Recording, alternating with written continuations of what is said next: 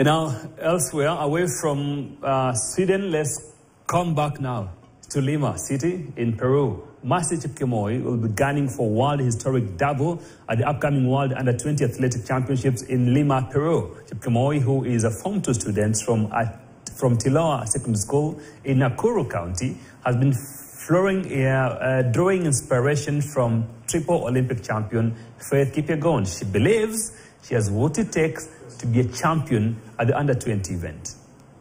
Sai nilikuwa na focus mambo na speed sana juu nilikuwa na endurance, sikuwa na speed sana.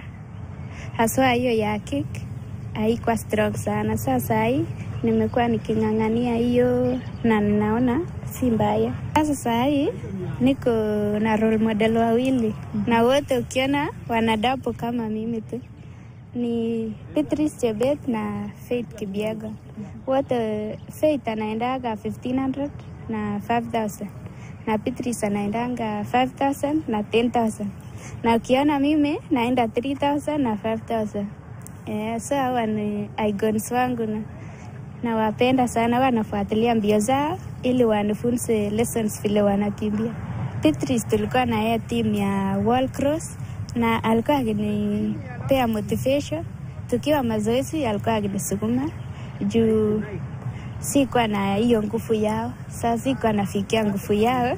Sasa alikuwa akinisukuma kwa mazoezi, ananiambia funga kabisa, nikampenda tu. Anapea watu motivation saa ile mnakimbia. Now let's move on to the